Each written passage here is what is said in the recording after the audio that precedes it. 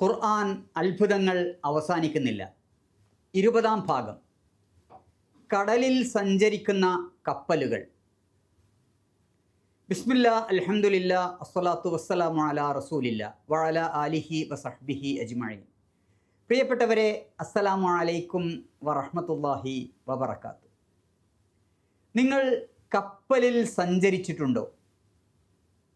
കടലിലൂടെ സഞ്ചരിക്കുന്ന കപ്പൽ യഥാർത്ഥത്തിൽ ഒരു അത്ഭുതമാണ്.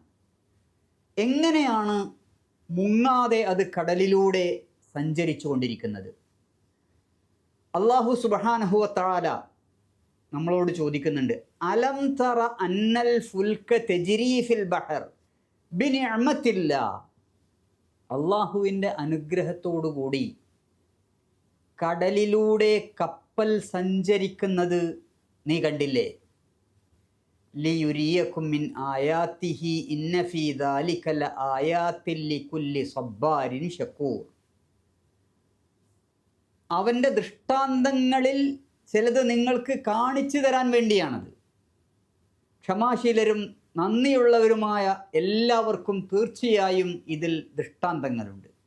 അപ്പോൾ കപ്പൽ കടലിലൂടെയുള്ള യാത്രയിൽ, ആ യാത്രയിൽ നിങ്ങൾ കാണുന്ന കാഴ്ചകളിലൊക്കെ ധാരാളം തെളിവുകളുണ്ട്, ദൃഷ്ടാന്തങ്ങളുണ്ട് എന്നാണ് അല്ലാഹു സുബ്ഹാനഹു വ തആല നമുക്ക് പറഞ്ഞു തരുന്നത്. നൂഹ് നബി അലൈഹിസ്സലാം അള്ളാഹുവിൻ്റെ നിർദ്ദേശപ്രകാരം കപ്പൽ നിർമ്മിച്ചത് ഖുർആൻ നമുക്ക് പറഞ്ഞു തരുന്നുണ്ട്. സൂറത്ത് ഹൂദ് 37-ാമത്തെ ആയത്തിൽ അല്ലാഹു സുബ്ഹാനഹു വ തആല നൂഹ് നബി അലൈഹിസ്സലാമിനോട് പറയുന്നുണ്ട്, വസ്നഇൽ ഫുൽക ബിഅഅ്യുനിനാ വവഹ്യിനാ. നമ്മുടെ മേൽനോട്ടത്തിലും നമ്മളുടെ നിർദ്ദേശമനുസരിച്ചും നീ കപ്പലുണ്ടാക്കണം. അപ്പോൾ അള്ളാഹു ആണ് എങ്ങനെയാണ് കപ്പലുണ്ടാക്കേണ്ടത്, അതിൻ്റെ നിർദ്ദേശങ്ങൾ മുഴുവൻ നൽകിയത് എന്ന് വളരെ വ്യക്തം. കപ്പൽ അള്ളാഹുവിൻ്റെ ഒരു തെളിവാണ്, ദൃഷ്ടാന്തമാണ്, അത്ഭുതമാണ്. സൂറത്തുൽ ഖമർ 13-ാമത്തെ ആയത്തിൽ അള്ളാഹു പലകകളും ആണികളുമുള്ള ഒരു കപ്പലിൽ നൂഹ് നബി അലൈഹിസ്സലാമിനെ വഹിച്ചു കൊണ്ടുപോയി എന്ന് പറയുന്നുണ്ട്. അപ്പോൾ പലകകളും ആണികളുമൊക്കെ ഉപയോഗിച്ചായിരുന്നു നൂഹ് നബി അലൈഹിസ്സലാം കപ്പലുണ്ടാക്കിയിരുന്നത് എന്ന് ഇതിൽ നിന്ന് വ്യക്തമാണ്. അള്ളാഹു ആണ് ആ കപ്പൽ എങ്ങനെയാണ് ഉണ്ടാക്കേണ്ടത് എന്ന് പഠിപ്പിച്ചു കൊടുത്തത്. വഹമൽനാഹു അലാ ദാത്തി അൽവാഹിൻ വദുസർ. പലകകളും ആണികളുമുള്ള ഒരു കപ്പലിൽ അദ്ദേഹത്തെ നാം കൊണ്ടുപോയി എന്ന് പറയുന്നു. നമ്മൾ എപ്പോഴെങ്കിലും ആലോചിച്ച് നോക്കിയിട്ടുണ്ടോ ഇത്ര വലിയ കപ്പലുകൾ? ചില കപ്പലുകളൊക്കെ നമ്മൾ കണ്ടാൽ എത്രയാണതിൻ്റെ വലുപ്പമെന്ന് ആലോചിച്ച് അത്ഭുതപ്പെട്ടു പോകും. ഇത്ര വലിയ കപ്പൽ, ഇത്ര ഭാരമുള്ള ഒരു വാഹനം എങ്ങനെയാണ് കടലിൽ മുങ്ങാതെ താഴാതെ പൊങ്ങിക്കിടക്കുന്നത് എന്ന് ആലോചിച്ചിട്ടുണ്ടോ? ഒരു പക്ഷേ നമ്മൾ സ്കൂളിൽ പഠിച്ച ആർക്കിമിഡീസ് തത്വം എന്നത് ഇപ്പോൾ ഓർമ്മ വരുന്നുണ്ടാവും.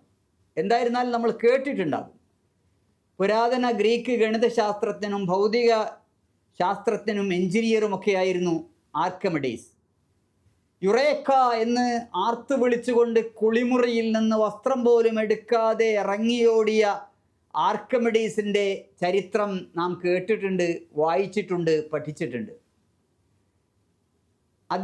അദ്ദേഹം കുളിമുറിയിൽ കയറി വെള്ളമുള്ള ടബിൽ കിടന്നപ്പോൾ ആ വെള്ളം പുറത്തേക്ക് കുറച്ച് ചാടിയപ്പോൾ, അല്ലെങ്കിൽ പുറത്തേക്ക് ഒഴുകിയപ്പോൾ അദ്ദേഹത്തിന് ചില കാര്യങ്ങൾ മനസ്സിലായത്, അദ്ദേഹം ഉൾക്കൊണ്ടത്, അതിലുള്ള ആ അത്ഭുതം, അതുകൊണ്ടാണ് അദ്ദേഹം അങ്ങനെ ഓടിയത് യുറേക്ക എന്ന് പറഞ്ഞുകൊണ്ടാണ്. വെള്ളത്തിലേക്ക് നിങ്ങളൊരു വസ്തുവിനെ ഇട്ടാൽ ആ വസ്തുവിനു മുകളിൽ വെള്ളം ഒരു ബലം പ്രയോഗിക്കുന്നുണ്ട്. ഇതിന് പ്ലവക്ഷമ ബലം എന്നാണ് മലയാളത്തിൽ പറയുക. അതായത് വെള്ളത്തിൽ മുങ്ങിയിരിക്കുന്ന വസ്തുവിൽ, ദ്രാവകത്തിൽ മുങ്ങിയിരിക്കുന്ന ഒരു വസ്തുവിൽ ആ ദ്രാവകം അതിനു മുകളിൽ പ്രയോഗിക്കുന്ന ബലത്തെയാണ് പ്ലവക്ഷമ ബലം അല്ലെങ്കിൽ ബോയിൻ ഫോഴ്സ് എന്ന് പറയുന്നത്. നമ്മൾ സാധാരണ തൂക്കാനൊക്കെ ഉപയോഗിക്കുന്ന വെയിങ് മെഷീനില്ലേ, കയ്യിലൊക്കെ പിടിച്ച് തൂക്കാൻ ഉപയോഗിക്കുന്ന ഒരു വെയിങ് മെഷീനിൽ ഒരു വസ്തു തൂക്കി നോക്കുക. ഇപ്പോൾ ഒരു 5 കിലോ ഉള്ള ഒരു വസ്തു നമുക്ക് തൂക്കിയിടാവുന്ന ആ വെയിങ് മെഷീനിൽ വെച്ച് തൂക്കി നോക്കുക. എന്നിട്ട് ആ വസ്തുവും ഈ വെയിങ് മെഷീനും ബക്കറ്റിലുള്ള ഒരു വെള്ളത്തിൽ മുക്കി വെക്കുക. അപ്പോൾ വെയിങ് മെഷീനിൽ ഈ വസ്തുവിൻ്റെ ഭാരം കുറയുന്നതായി കാണാം. പരിശോധിച്ച് നോക്കുക. എന്തുകൊണ്ടാണ് നമ്മൾ വെള്ളത്തിന് പുറത്തുള്ള ഈ വസ്തുവിൻ്റെ ഭാരം വെള്ളത്തിനകത്തേക്ക് വെക്കുമ്പോൾ കുറയുന്നത്? എന്തുകൊണ്ടാണ്? വെള്ളം ഈ വസ്തുവിന് മുകളിൽ ഒരു ബലം പ്രയോഗിക്കുന്നത് കൊണ്ടാണ്. ഇപ്പോൾ നമ്മൾ ബക്കറ്റ് കൊണ്ട് കിണറ്റിലേക്ക് ഇടുമ്പോൾ ബക്കറ്റിൽ വെള്ളം നിറഞ്ഞാൽ അതിന് ഭാരം കുറയും. കാരണം ഈ വെള്ളം ഈ വസ്തുവിൽ ഒരു ബലം പ്രയോഗിക്കുന്നുണ്ട്. ഇതാണ് ഈ പ്ലവക്ഷമ ബലം അല്ലെങ്കിൽ ബോയൻ ഫോഴ്സ് എന്ന് പറയുന്നത്. ഈ വസ്തുക്കൾ ഈ വെള്ളത്തിൽ പൊങ്ങിക്കിടക്കുന്നതിൻ്റെ പ്രധാനപ്പെട്ട കാരണം ഈ വെള്ളം അല്ലെങ്കിൽ ഈ ദ്രാവകം അല്ലെങ്കിൽ ഈ ലിക്വിഡ് ഇത് ഉപയോഗിക്കുന്ന അല്ലെങ്കിൽ ഇത് ചെലുത്തുന്ന ഈ ഫോഴ്സ് മൂലമാണ് എന്ന് നമുക്ക് ഇന്ന് വളരെ വ്യക്തമായി മനസ്സിലാക്കാൻ കഴിയും. അപ്പോൾ ഒരു വസ്തു വെള്ളത്തിൽ പൊങ്ങിക്കിടക്കണമെങ്കിൽ ആ വസ്തുവിൻ്റെ ഭാരത്തിന് തുല്യമായ വെള്ളം പുറത്തേക്ക് തള്ളണം അല്ലെങ്കിൽ മുകളിലേക്ക് ഉയർത്തണം. നിങ്ങൾ വീഡിയോയിലൊക്കെ കണ്ടിട്ടുണ്ടാവും, അല്ലെങ്കിൽ നേരിട്ടും ചിലപ്പോൾ കണ്ടിട്ടുണ്ടാവും. കപ്പൽ ആദ്യമായി നീറ്റിലിറക്കുന്നത് അല്ലെങ്കിൽ കപ്പൽ ആദ്യമായി വെള്ളത്തിലിറക്കുന്നത് നിങ്ങൾ ശ്രദ്ധിച്ചിട്ടുണ്ടോ? കരയിൽ നിന്ന് വെള്ളത്തിലേക്ക് കപ്പൽ ഇറക്കുന്ന സമയത്ത് കടലിൽ നിന്ന് വലിയ തിരമാല കടലിലേക്ക് അടിച്ച് കയറുന്നത് കാണാം. കപ്പലിൻ്റെ ഭാരത്തിന് തുല്യമായ വെള്ളത്തെ കപ്പൽ പുറത്തേക്ക് തള്ളുകയാണ്, അല്ലെങ്കിൽ മുകളിലേക്ക് അങ്ങനെ തള്ളുന്നത് കൊണ്ടാണ് ഈ തിരമാല കരയിലേക്ക് കടന്നു വരുന്നത്. ഇരുമ്പ് കൊണ്ടുണ്ടാക്കിയ ആണി വെള്ളത്തിലിട്ടാൽ അത് വെള്ളത്തിൽ മുങ്ങിപ്പോവും. എന്നാൽ ഇരുമ്പ് കൊണ്ട് തന്നെ ഉണ്ടാക്കിയ ബോട്ടും കപ്പലുമൊന്നും വെള്ളത്തിൽ മുങ്ങുന്നില്ല. എന്താണ് കാരണം? ഒരു വസ്തു ജലത്തിൽ പൊങ്ങിക്കിടക്കണമെങ്കിൽ ആ വസ്തുവിന് ചില സവിശേഷതകൾ ഉണ്ടായിരിക്കണം എന്നാണ് ശാസ്ത്രം പറയുന്നത്. ഒരു വസ്തു ജലത്തിൽ പൊങ്ങിക്കിടക്കണമെങ്കിൽ ആ വസ്തുവിനുണ്ടായിരിക്കേണ്ട പ്രധാനപ്പെട്ട സവിശേഷത എന്ന് പറയുന്നത് അതിൻ്റെ വ്യാപ്തമാണ്. കപ്പലിന് അതിൻ്റെ ഭാരത്തെക്കാൾ കൂടിയ അളവിൽ അതിൻ്റെ വ്യാപ്തം ഉണ്ടാകും. എന്നാലേ അത് കടലിൽ പൊങ്ങിക്കിടക്കാൻ കഴിയുകയുള്ളൂ. വ്യാപ്തം കൂടുമ്പോൾ സാന്ദ്രത കുറയും. ഇരുമ്പാണിക്ക് വ്യാപ്തം കുറവാണ്, സാന്ദ്രത കൂടുതലുമാണ്. അതുകൊണ്ട് അത് വെള്ളത്തിലിട്ടാൽ ഉടൻ താഴ്ന്നു പോകും. അങ്ങനെ ഏതൊരു വസ്തുവും സാന്ദ്രത കുറയുകയും വ്യാപ്തം കുറയുകയും സാന്ദ്രത കൂടുകയും ചെയ്താൽ വെള്ളത്തിൽ താഴ്ന്നു പോകും. കപ്പലിനാകട്ടെ അതിൻ്റെ ഉള്ളിലെ വ്യാപ്തം കൂടുതലാണ്, അതിൻ്റെ സാന്ദ്രത കുറവുമാണ്. അതുകൊണ്ട് അത് വെള്ളത്തിൽ പൊങ്ങിക്കിടക്കും. വെള്ളത്തിന് സാന്ദ്രത കൂടുതലുമാണ്. അപ്പോൾ കപ്പലിൻ്റെ ഉള്ളിൽ പൊള്ളയായ ധാരാളം ഭാഗമുള്ളത് കൊണ്ടാണ് കപ്പലിൻ്റെ വ്യാപ്തം, അല്ലെങ്കിൽ എന്താണ് അതിന് മലയാളത്തിൽ ഉള്ളളവ് കൂടിയിരിക്കുന്നത് കൊണ്ടാണ് കപ്പൽ ഇങ്ങനെ കടലിൽ പൊങ്ങിക്കിടക്കുന്നത്. അപ്പോൾ കപ്പലിൻ്റെ വലുപ്പം പ്രധാനമാണ് എന്നർത്ഥം. അല്ലാഹു സുബ്ഹാനഹു വ തആല കപ്പലുകളെ കുറിച്ച് പറഞ്ഞപ്പോൾ മല പോലെ കടലിൽ സഞ്ചരിക്കുന്ന കപ്പൽ എന്നാണ് കപ്പലിനെ ഉപമയായി പറഞ്ഞിട്ടുള്ളത്. സൂറത്ത് ശൂറ 32-ാമത്തെ ആയത്ത് നോക്കുക. വമിൻ ആയാതിഹി അൽ ജവാരി ഫിൽ ബഹരി കൽ അഅലാം. എത്ര കൃത്യമാണ്, എത്ര വ്യക്തമാണ് അള്ളാഹുവിൻ്റെ വിശദീകരണം എന്ന് നോക്കുക. കടലിലൂടെ മലകളെപ്പോലെ സഞ്ചരിക്കുന്ന കപ്പലുകളും അവൻ്റെ ദൃഷ്ടാന്തങ്ങളിൽപ്പെട്ടതാണ്. മലകളെപ്പോലെ കടലിൽ സഞ്ചരിക്കുന്ന, അപ്പോൾ ആ കപ്പലിൻ്റെ വ്യാപ്തി, അതിൻ്റെ വലുപ്പം അത് സൂചിപ്പിക്കുന്നുണ്ട്. അതിനു പുറമെ മുകളിൽ വലിയ കപ്പലുകളൊക്കെ കടലിലൂടെ പോകുമ്പോൾ അതിൻ്റെ മുകൾ ഭാഗം നമുക്ക് കാണാം. എന്നാൽ അതുപോലെ തന്നെ അതിൻ്റെ കുറേ ഭാഗം താഴെയുമുണ്ട്. കപ്പലിൻ്റെ കുറേ ഭാഗം മുകളിലാണ്, കുറേ ഭാഗം താഴെയാണ്.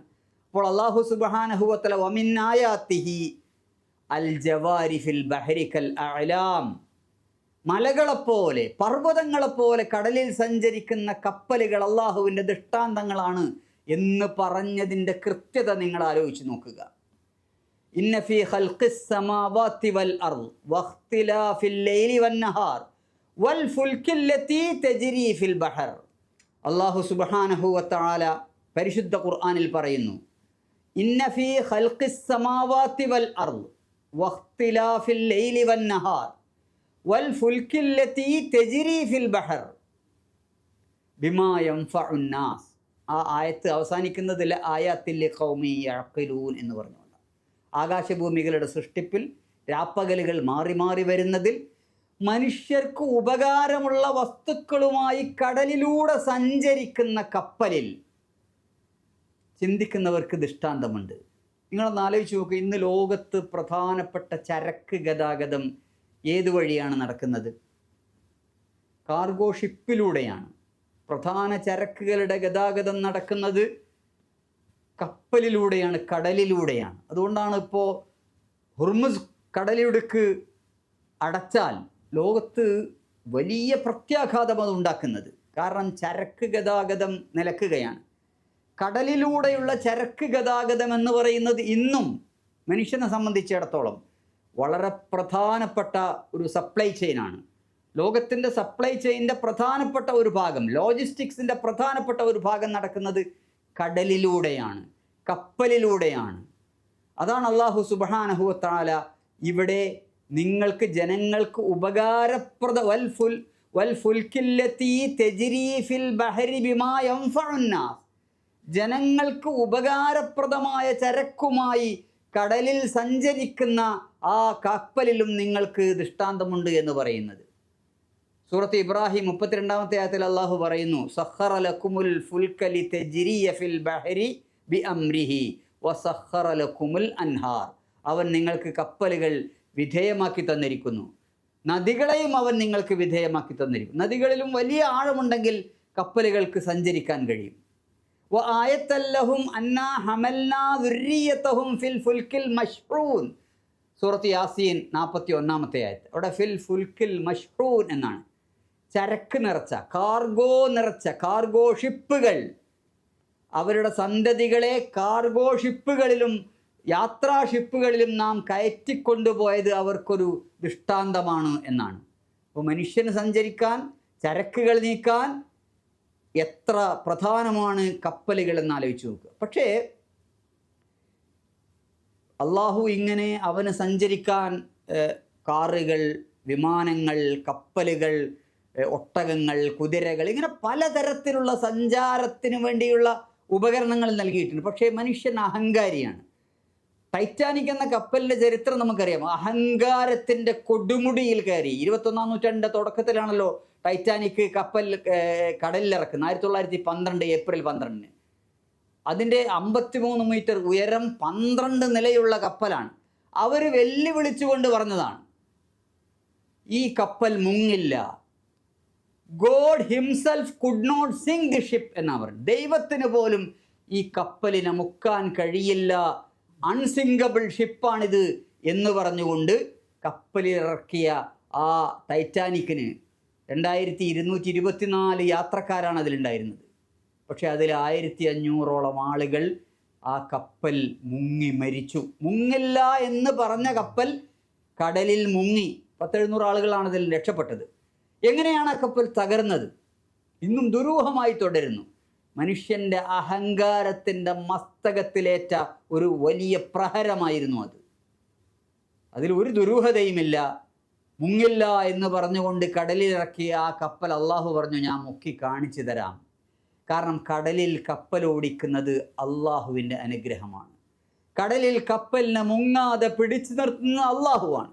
അത് അള്ളാഹുവിൻ്റെ ദൃഷ്ടാന്തത്തിൽപ്പെട്ടതാണ്. വമിൻ ആയാത്തിഹി അൽ ജവാരി ഫിൽ ബഹരി കൽ അഅലാം. പർവ്വതങ്ങളെപ്പോലെ കടലിലൂടെ സഞ്ചരിക്കുന്ന കപ്പലുകൾ അള്ളാഹുവിൻ്റെ ദൃഷ്ടാന്തങ്ങളിൽപ്പെട്ടതാണ്. സുബ്ഹാനല്ലാഹ്. അള്ളാഹു സുബ്ഹാനഹു വ തആല നമ്മെ അനുഗ്രഹിക്കുമാറാകട്ടെ. വാഖിറു ദഅവാന അനിൽ ഹംദുലില്ലാഹി റബ്ബിൽ ആലമീൻ. അസ്സലാമു അലൈക്കും വറഹ്മത്തുള്ളാഹി വബറകാതുഹു.